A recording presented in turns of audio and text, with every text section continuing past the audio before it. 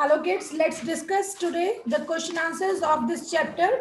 Chapter 9, Say the Right Thing from your book Roots and Wings, class 6th. So your first question is, who is Mrs. Lee? If you don't know about the chapter, you can go through the another video of this chapter. I have already uploaded. तो आपको आज हम question answer explain कर रहे हैं.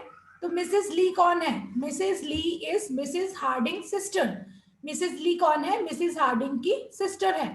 Next is, why did Mrs Harding like Landfield? जो Mrs Harding है उनको Landfield, Landfield is the name of place, उनको लैंडफील्ड क्यों पसंद है? Mrs Harding liked Landfield because unlike London she had a good house and met nice people there.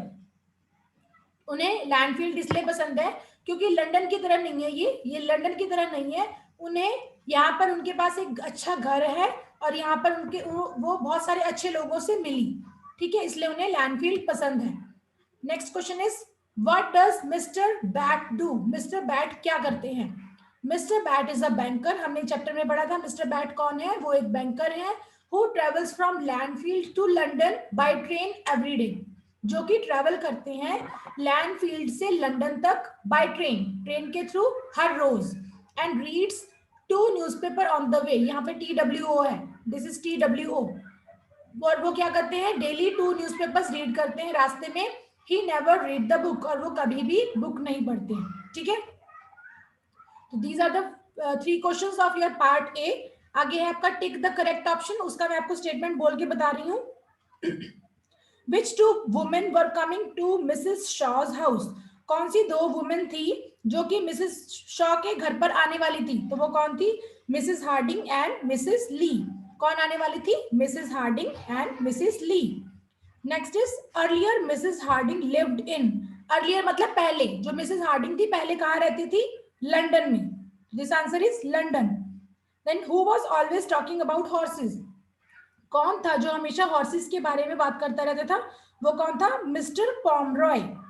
Mister पॉमरॉय जो कि हमेशा घोड़ों के बारे में ही बात करता रहता था. ठीक है, तो ये हो गया आपका tick the correct option. Next आपका ट्रू फॉल्स है. That also I am reading the statement. Mary was fond of talking. Mary को बोलना पसंद था, मतलब वो बातें करते रहना चाहती थी, उसको पसंद था बोलना. तो this is true. Next is, Mrs Harding had no children. Mrs Harding के कोई बच्चे नहीं थे. ट्रू, क्योंकि जो बच्चे मैरी ने देखे थे वो तो किसी और के बच्चे थे ना. मिसेस हार्डिंग के कोई बच्चे नहीं थे, तो true. Then Mrs Grantley was a fat woman. Mrs Grantley क्या है? फैट वुमन है. हमने चैप्टर में पढ़ा था कि वो फैट है, तो this is also true. Then Mrs Harding was pleased by Mary's talk. Pleased का मतलब यहाँ पर खुश होना. तो मिसेस हार्डिंग जो थी वो मैरी की बातों से खुश थी, लेकिन हमने चैप्टर में पढ़ा है कि वो मैरी की बातों से खुश नहीं थी. तो this is false. So this is about your book work. Tick the correct option and true false. Now next 2 questions are here. What steps did Mrs. Shaw give to Mary on conversation? कौन से ऐसे steps थे, मतलब कौन सी tips थी? यहाँ tips आएगा word, थोड़ी बहुत मिस्टेक है यहाँ पर. कौन सी टिप्स दी थी मिसेस शॉ ने मैरी को बातों के लिए? मतलब जब हम बात करते हैं तो हमें किन किन चीजों का ध्यान रखना चाहिए? Mrs. Shaw told Mary not to talk too much and to say the right things. Mrs. Shaw ने मैरी को बोला कि ज्यादा बात नहीं करनी और हमेशा सही चीज ही बोलो, सही बात ही बोलो. She asked Mary to say the things that please others. उसने मैरी को बोला कि ऐसी बातें बोलो जो सामने वाले को खुश करे. यहाँ प्लीज का मतलब कृपया नहीं है, यहाँ प्लीज का मतलब है खुश करना. Then laugh a lot and make them laugh too. खुद भी हंसो और बाकियों को भी हंसाओ. And when they got ready to leave, she should ask them to stay a little longer. और जब वो जाने के लिए खड़े हों तो तुम्हें उन्हें बोलना चाहिए कि आप कुछ देर के लिए और बैठो. ठीक है, फिर अब ये बताओ. नेक्स्ट क्वेश्चन है हमारा, mention 3 of Mary's personalities traits. Support your answer with example from the text. Mary के ट्रेट्स, ट्रेट्स का मतलब क्या होता है? खूबियां. मतलब उसके अंदर क्या क्या चीजें हमने नोटिस की, उसकी पर्सनैलिटी किस तरह की थी, उसके क्या लक्षण थे, मतलब या यू कैन से किस तरह की उसकी पर्सनैलिटी थी.